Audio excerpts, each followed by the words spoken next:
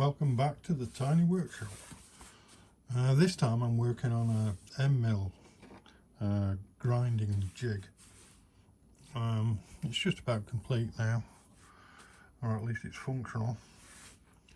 The jig attaches to, this is my stand for the bench grinder. Ordinarily it holds this plate, which I use for general purpose lathe tools, sharpening and so on. So it's got quite a few adjustments which I'm not really used for the Endmill grinding. The Endmill grinding jig is basically just a plate like this, which attaches in place of it. I mean, this idea is not mine. It's quite an old idea. I think it was based on Harold Hall's workshop practices book, which many people have used as a baseline for making their own versions of this. Mr. Factotum was one that I saw, but there were many others. So this just screws in place. And what this is a 2-degree taper this way. So there's square, there's 2 degrees. This plate is able to slide. There's a channel cut in the face of it, and this rectangular bar is just a guide, and it can be locked in place. The second part is a stop block, which looks like this, and it's basically a stop which can screw in and out like so. There's a captive screw. There's a channel turned semicircular into the screw, and a ball bearing which seats into the groove, semicircular groove, and that holds it captive, so it doesn't need a spring or anything like that. And when I made this, I tried to be clever, which was a mistake, and to prevent it turning, there's a dowel pin in there, and it's half and half in the stop and the base here. You might be able to see it. That was quite tricky to do, and probably a waste of time. If it had been further out, I could have just drilled and reamed a hole, but no, I have to do it the hard way. Did it like that. Anyway, it's done now. But basically this goes on here, and that's held in place, yeah, whoops, with another thumb screw. And if I can hold it in the right place, I can screw it in place.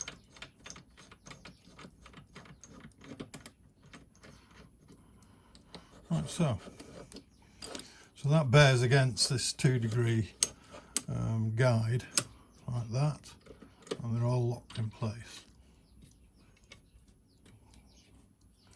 And the third component is the actual tool holder, the Endmill holder, which at the moment has got a pointer in it, and that is allowed to slide, and it obviously engages a stop, and that governs the depth of cut. I'll show you what that's for. Let me just put this back into position. so. So basically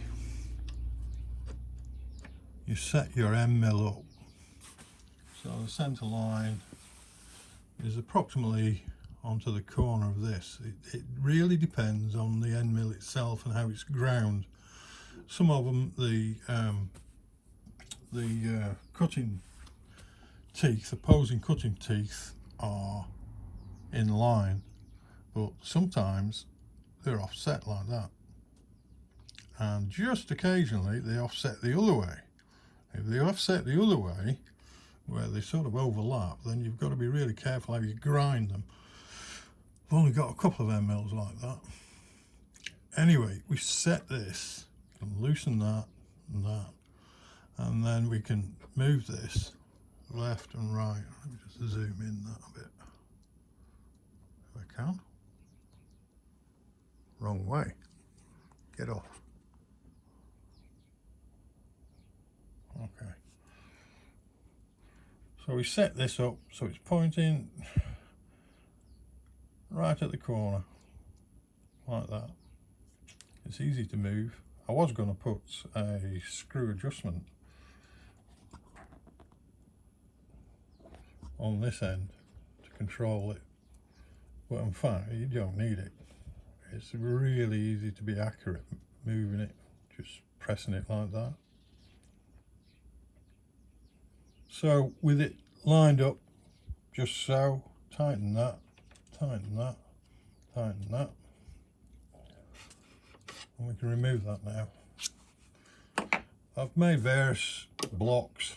I mean, they're just made out of square section steel. I've got a self-centering 4-jaw chuck which makes things easy. Just drill a bore to suit whatever size shank end mill you've got. I've also got a larger block because my end mills go up to well, 1-inch shank. This will do 1-inch shank. It's also got an insert at the moment, that's for 16mm shank. This one is base size is 5/8 shank, and I've got various well, they're not collies, sleeves to suit for other sizes, 10mm, 1/2 inch. I think that's the 1/2 inch one, and they just slip in there like so. Zoom out again.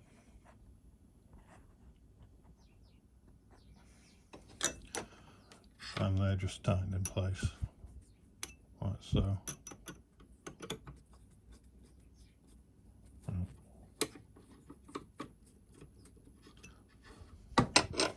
And obviously these set screws have to be set in so they don't touch the surface of the plate. Just grab an end mill. So your end mill, that's not 1/2 inch, is it?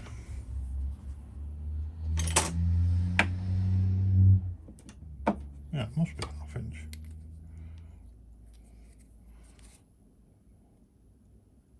Half inch. Nope. Right. That's 1/2 inch.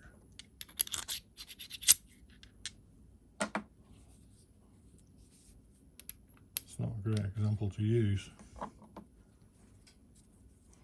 Let me just take that out again.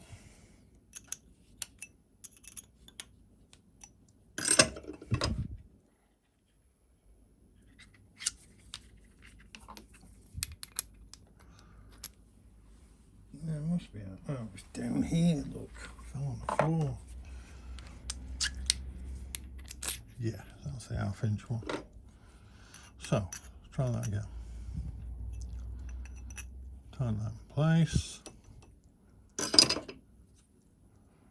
And need a 4mm. Where's the 4mm? It is gone. Fantastic.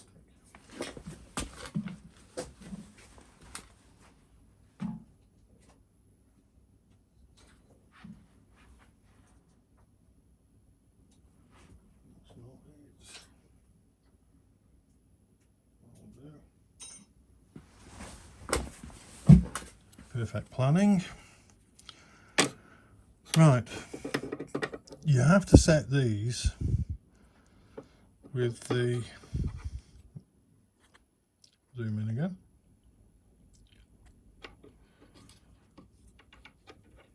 with the cutting edges, so they are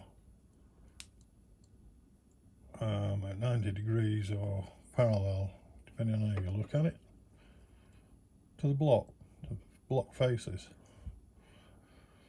Like so. Then one can lock that in place, like so. And then it's a case of setting the angles. There are two angles involved here. So there's a primary relief angle for the primary cutting edge, which is about 5 degrees, something like that. And then the secondary, the broader relief, is something like 15 or 20 degrees. I mean, that's not critical, it's just giving clearance for the cutting edge. But basically, I set it rather simply by using a piece of metal, which I've currently lost. Yep. Find a substitute then. And I line it up with the position of the centre of the grind wheel.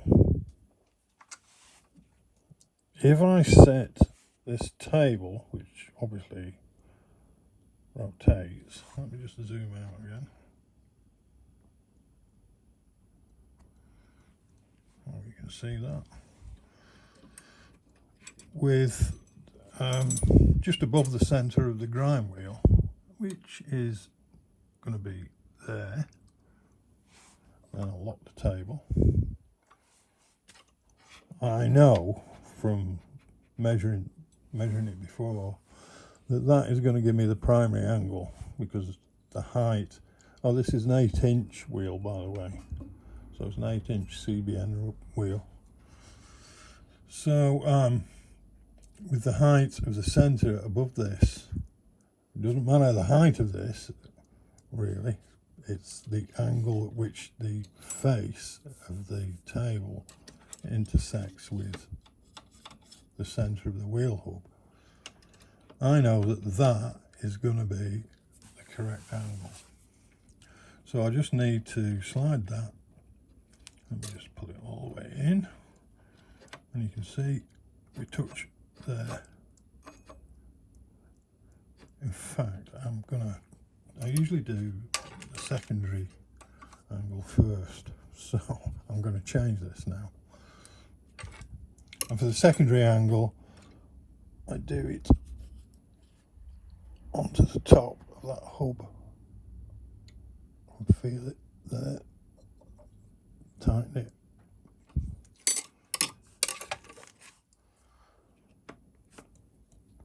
And then I'm going to move it into contact with the wheel.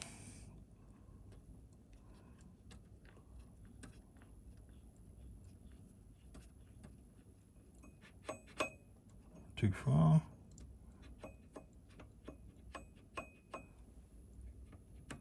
Right, that's there.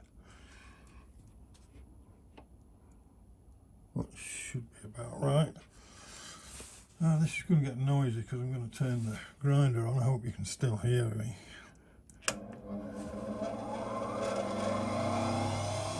And then we just check. I mean, this has already been sharpened, so I'm resharpening. I've got no blunt ones left. I've sharpened them all. And we just turn that until we hear it touching.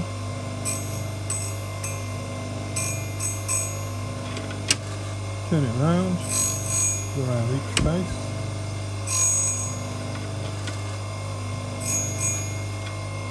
Oh look, what's happening? Oh, we can't see. Can't see because it's actually too far over.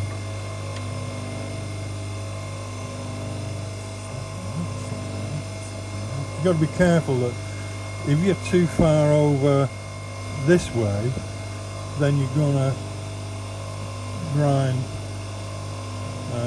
the cutting edge of the following tooth, and that is a bit fatal. So make sure that they just a bit over that side.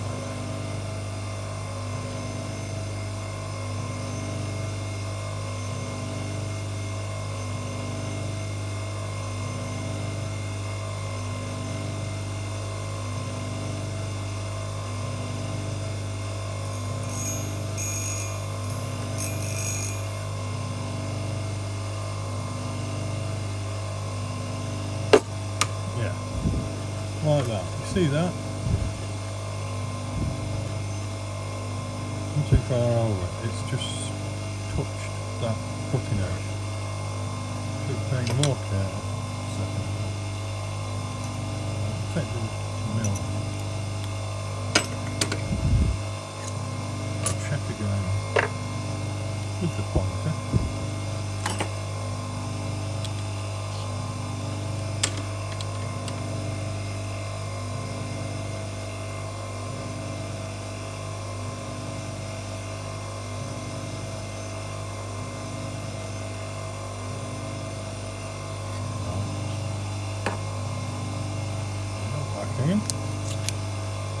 Realign it.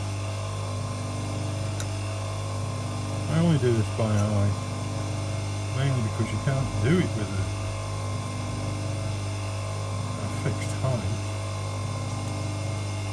because as I say, the position of these cutting edges varies. Sometimes they're over here, following, sometimes they're over there in advance. That will make a difference if you're using the height of that cutting edge above this face at the angle. So you can't do it like that. Right, let's have a look.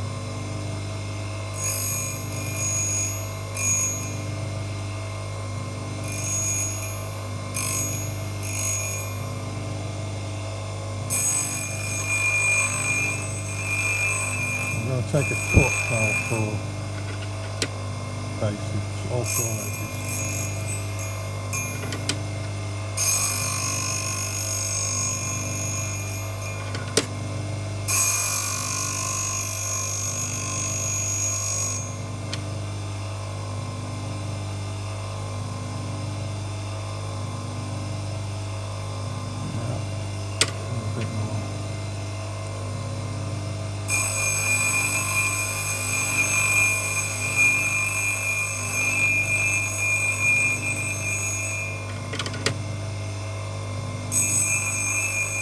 CBM wheel really makes mincemeat of this high-speed steel.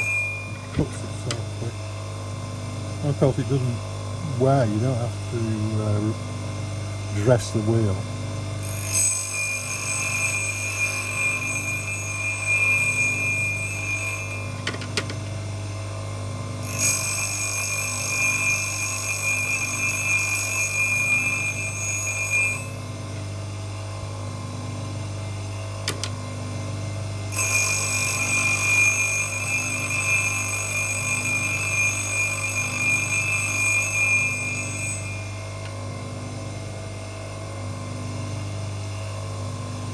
And there we go, the cutting edges are now, the primary cutting edges are now just about gone.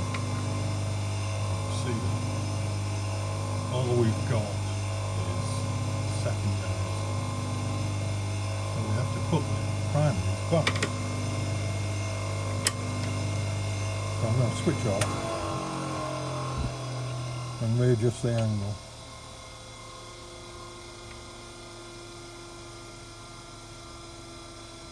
This grinder takes an age to slow down, so I cheat. Yeah, it's quite safe. This is smoothly polished, but I can stop it like that. So I need my rod again,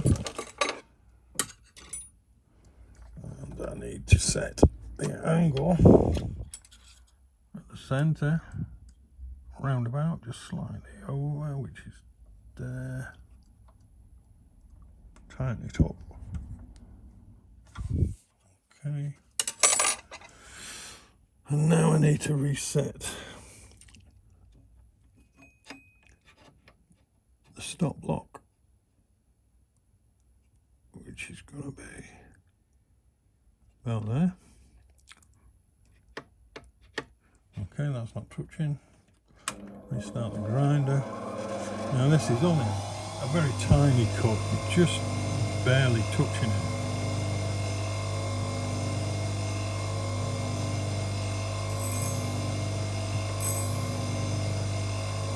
Just go around all four edges.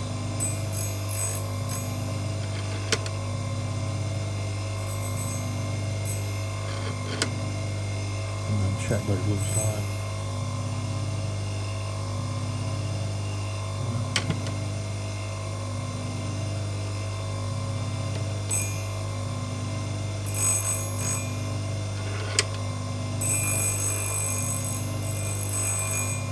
As well to make sure it actually sparks out, so it's finished grinding.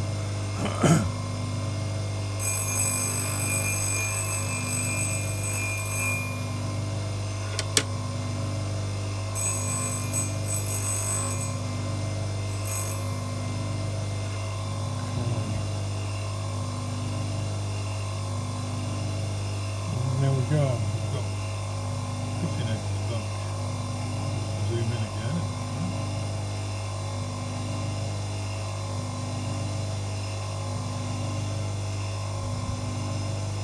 You can see we've got the cutting edges done.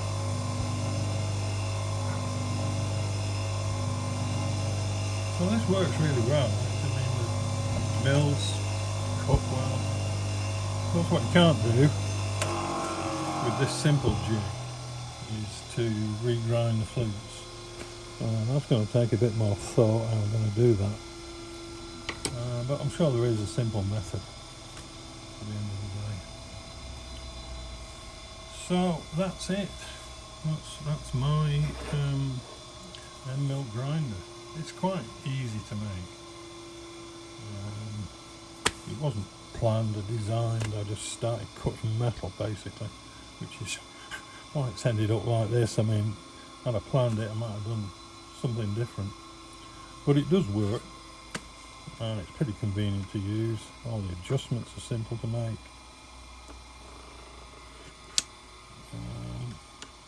You know, this is really easy to set up.